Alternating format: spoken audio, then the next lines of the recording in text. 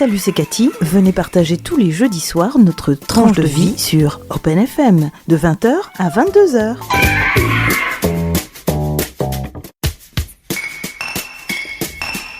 Bonsoir, ce soir dans notre tranche de vie, on retrouve Michel Vernat et sa tranche de vie pixel avec une photo qu'il a intitulée Hommage aux travailleurs. Bonsoir Michel. Bonsoir Cathy.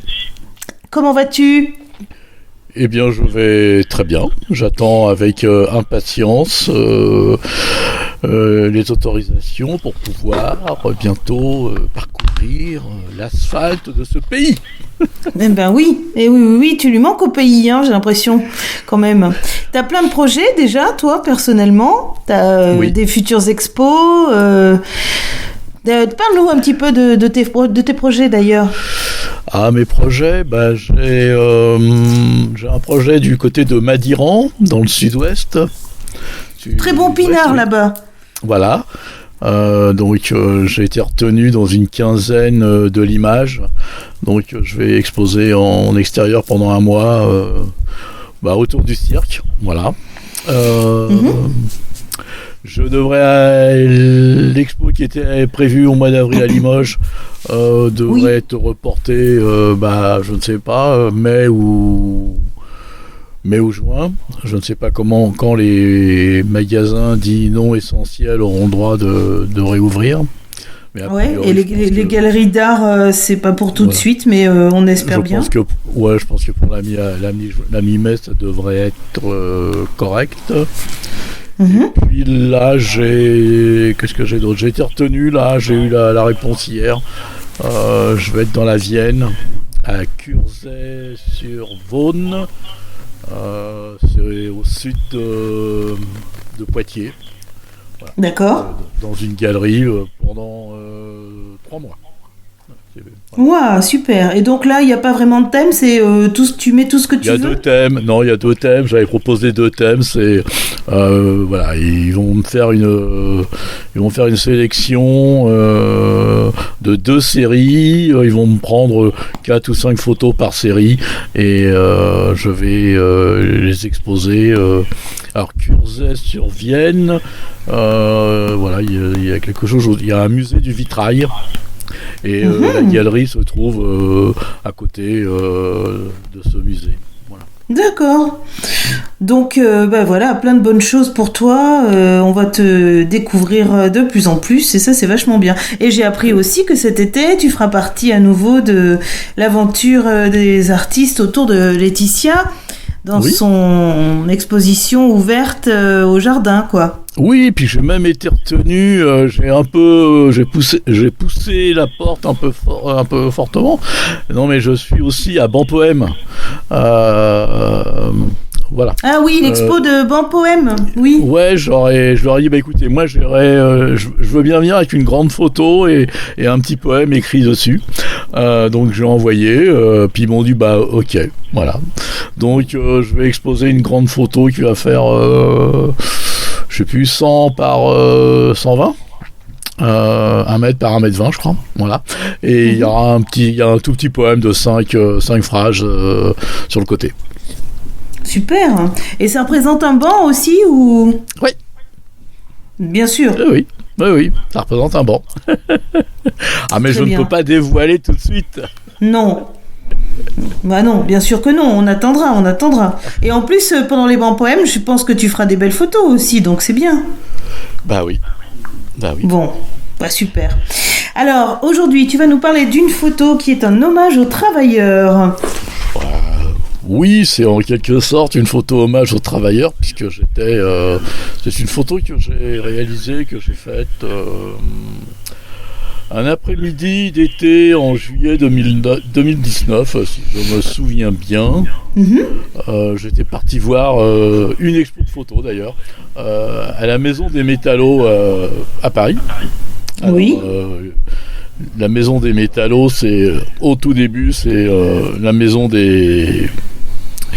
Alors, au tout début, c'était un bâtiment qui avait été construit en 1881 pour la manufacture d'instruments de musique. D'accord. Il y avait justement les instruments très connus sous le nom de Quesnay, qui fabriquaient essentiellement comment on va dire, des instruments de musique pour des jazzman. Et puis, et ben, malheureusement, la société Quesnon a eu dû déposer le bilan, a arrêté, et c'est devenu la maison des métallurgistes, voilà, qui se trouve donc dans le 11e arrondissement de Paris.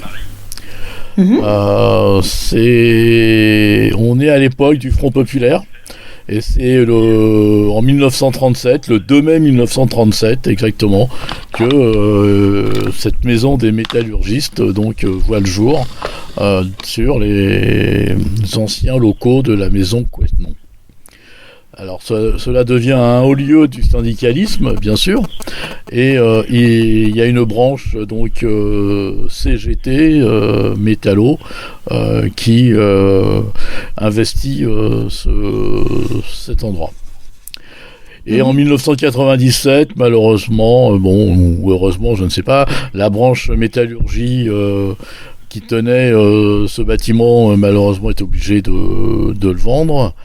Et c'est la ville de Paris qui a racheté le lieu et qui en a fait un établissement culturel et qui s'appelle donc la Maison des Métallos. Voilà. Il y a souvent donc des manifestations culturelles, des expos photos et autres. Et donc là, en face de cette maison des métallos, voilà. Il y a une esplanade. Une petite et une sculpture également. Alors oui, quand on sort de la maison des métallos, on se retrouve sur une esplanade qui est l'esplanade Roger Linette ou Linet. Peut-être qu'on ne prononce pas le T, donc Roger Linet. Elle porte le nom, cette esplanade, elle porte le nom de ce monsieur qui fut un député communiste, résistant, déporté et secrétaire donc du syndicat CGT de Renaud Billancourt. Voilà, on est totalement dans le milieu. La place a été inaugurée le 11 mars 2011. Avant, ça s'appelait la place Jean-Pierre Timbaud. Oui.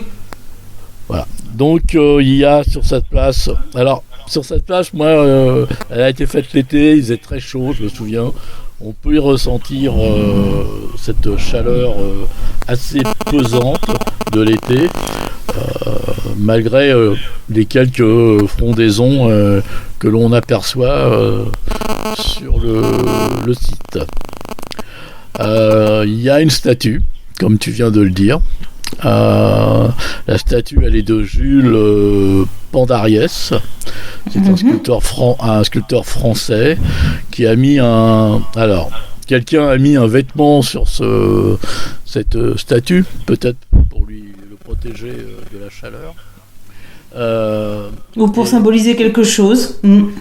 Et comment s'appelle cette statue s'intitule plutôt le répit du travailleur.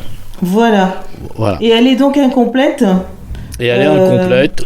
Moi, je l'ai déjà rencontrée, cette photo, récemment sur une page que je vais te partager aussitôt, là, tu vois. Et je sais qu'elle est incomplète et qu'il était appuyé sur sa pioche, ce travailleur. Alors, ouais, sur une pioche. Si tu vas au Petit Palais à Paris, tu découvriras la même statue avec donc la pioche, c'est-à-dire complète, quoi. Oui, c'est ça. Et alors, il y a une autre statue, pareil, qui s'appelle aussi le répit de l'agriculteur. Et cette statue est au pied d'une des places, je me souviens plus du nom, à Villeurbanne. Ah d'accord. Et c'est la même statue. Je pense que le nom varie un petit peu suivant l'endroit. Bon. Ah oui. Là, il faudrait rechercher, regarder. J'ai pas eu le temps de complètement regarder sur l'histoire de cette statue et pourquoi à un endroit là dans Paris, elle s'appelle le répit du travailleur, à Villeurbanne le répit de l'agriculteur. En tous les cas, la statue, comme tu dis, tu vois, moi j'avais plutôt, elle a perdu son bâton. Toi tu dis la pioche, bon c'est, mais on le voit bien, la manière dont les mains sont posées, on sent bien qu'il manque l'appui, quoi. Oui. Et elle est souvent coloriée, taguée. Je t'ai fait parvenir des trucs de cette même statue qui vont t'étonner. D'accord. Tu me diras ça. Alors, donc, après, toi, tu as choisi une mise en scène. Enfin, tu as mis en scène. Non, tu n'as pas mis en scène, vraiment. Mais quelque part, si, tu as mis en scène. Tu as choisi de prendre une image de cette statue dans une mise en scène naturelle, mais que ton œil a vu. Donc, c'est un peu ta mise en scène. C'est un peu ma mise en scène parce que il y a une grande similitude avec le monsieur qui est accoudé ou qui est penché à côté de son collègue. Il y a même une espèce de parallélisme. On a cette statue, voilà, sur le haut, avec une veste sur la tête, je ne sais trop quoi. Et puis on a, si on décale un peu le regard, on a un couple de monsieur et il y en a un qui est penché et voilà, pour moi j'ai fait la photo parce que je trouvais qu'il y avait un parallélisme entre les deux, il y avait une même attitude, alors je sais pas, les deux monsieur, ils étaient en train de regarder leur téléphone parce que j'étais arrivé de l'autre côté, puis après j'ai fait demi-tour pour faire la photo. Mais je trouve ça singulier, quoi. Voilà, l'attitude, le penseur sans son bâton sur sa stèle, et puis ce monsieur là, pratiquement dans la même position, le corps voûté, avec sa béquille au pied. Et avec l'autre avec sa béquille au pied, oui, voilà. C'est ça. Et c'est... Voilà, c'est... Je sais pas, ça m'a pris un peu au trip, ces deux personnages-là, la statue et les deux monsieur, et ça m'a donné envie de faire cette photo. Après, moi j'aime bien le cadrage, j'aime bien cette histoire. Et j'ai même l'impression que le travailleur là, en pierre là, je me suis arrangé pour qu'on donne aussi la sensation qu'il regarde les deux autres personnages, les deux autres monsieur penchés sur leur téléphone. Voilà. On a du coup d'un côté les deux monsieur voilà, avec la technologie moderne, et puis on a presque il fait presque penser à un penseur, la statue, puisqu'il a plus son appui, il est là, il pense, il regarde, il domine l'esplanade, il veille, d'une certaine manière il veille, oui. Alors, on voit pas que les deux messieurs sont penchés sur un écran, finalement, quoi. Non, et du coup, c'est peut-être ce qui va les rapprocher, puisque ça s'appelle le repos du travailleur, et ils sont dans une position plus ou moins de recueillement, de repos, de fatigue. Ça peut représenter ça. Alors bon, non, ils regardent un écran, mais comme on le voit pas, finalement, il symbolise des tas de choses. Exactement, on ne sait pas exactement ce qu'ils échangent entre eux. Ils sont là, il fait très chaud, il fait beau. Derrière moi, il y a un groupe de personnes vivant plus ou moins dans la rue, qui sont en train de refaire leur vie et autour d'une ou deux bouteilles, et puis un peu plus au calme, là il y a ces deux personnages, et puis et je pense d'ailleurs que c'est le groupe qui était derrière moi qui a mis une petite laine pour protéger la tête du travailleur. Non, c'est un trait d'humour. J'ai pas réussi à comprendre comment c'était arrivé sur sa tête, et si ça faisait longtemps que c'était sur sa tête. Mais je pense que sans le vêtement, ça n'aurait pas la même valeur, parce que le vêtement, il est un peu aussi dans la tenue des deux messieurs, en noir et tout. Et oui. Et voilà, et c'est ce que je disais tout à l'heure, quoi. On a une espèce de similitude, malgré les années qui séparent l'homme en pierre et les deux hommes vivants. Donc là, on est sur une petite place, pas très loin de... Alors, on est Belleville, Ménilmontant, on est dans ce quartier-là, quoi. Oui, on voit que c'est déjà par rapport à la Maison des Métallos, on voit que c'est pas dans le 16e arrondissement, c'est sûr. On voit que c'est un côté très populaire et très vivant aussi, quoi. Oui. Mais peut-être que j'en ressortirai une ou deux dans ce quartier, de photos, voilà, où on voit des choses étonnantes. Voilà. Avec un très grand plaisir, parce que c'est vrai que c'est tellement vivant, tellement naturel, quoi. C'est un plaisir de voir ces photos. Voilà, et puis là, il y a cette magnifique fontaine Wallace, quoi. Qui sont sur beaucoup de places parisiennes et qui pour moi, c'est toujours un plaisir de les regarder, ces fontaines. Bien sûr. Et puis, voilà, et puis que dire d'autre sur la photo par elle-même? Pas grand-chose, parce que voilà, c'était ce regard posé sur une scène de vie, parce que c'est une scène de vie finalement, mais avec une nature morte. D'un côté, une statue de pierre, et puis deux personnages, et je trouve qu'il y a quand même il y a de la vie, et puis ces deux personnes, cette similitude, moi, m'a beaucoup marqué, touché, d'avoir ces trois personnages, là, finalement, la tête penchée, quoi. Puis on peut aussi pas mal supposer, vu le look de ces personnes, en fait, on a un truc assez précis finalement sur leur génération, leur âge. Il y a une béquille au sol, il y a un bonnet particulier sur la tête. Oui, on a aussi, si on analyse bien, le bonnet à rayures de couleur sur la tête. Bon, on voit bien que l'origine de la personne.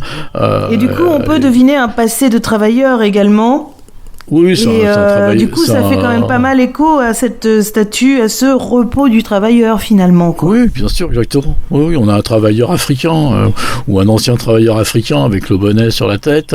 L'autre monsieur doit être, si je me souviens bien, il doit être maghrébin. Donc on est, ce sont des travailleurs, voilà, qui ont dû faire des petits travaux. Ou des petits, ou des grands en fait, hein, qui vivent en France et qui ont pas mal bossé aussi. Oui, donc, mais sur des... ça fait pas mal écho, quoi, à tous ces travailleurs qui ont fait la France, eux aussi. Voilà. Bien sûr. Et puis avec le lieu symbolique qui était juste en face, traverse la rue là, sur partie de l'ombre là, et on traverse la rue et on est à la Maison des Métallos avec l'histoire de cette maison. Voilà. Bien sûr, voilà, devenu un lieu culturel. À l'intérieur aussi de la Maison des Métallos, tu as des salles d'exposition, des salles de concert, et puis en haut il y a il y a la possibilité de partager du coworking, quoi, de venir travailler, d'installer son ordinateur et de travailler. D'accord, ok. Voilà. Un vrai lieu de rencontre et un vrai lieu de culture en même temps. Voilà, et qui a su préserver son passé, bien sûr, industriel. Cette fameuse rue Jean-Pierre Timbaud. Voilà, exactement. Voilà. Et le bâtiment n'a pas bougé non plus. D'accord. Écoute Michel, merci beaucoup pour cette belle photo et pour ce voyage encore une fois dans ton imaginaire et dans ta réalité. Eh bien, merci beaucoup. Donc, je te dis à la semaine prochaine. À la semaine prochaine, avec plaisir. Et et avec une nouvelle photo. Avec plaisir. Au revoir Michel. Au revoir Cathy. Radio Open FM 97.9, votre radio.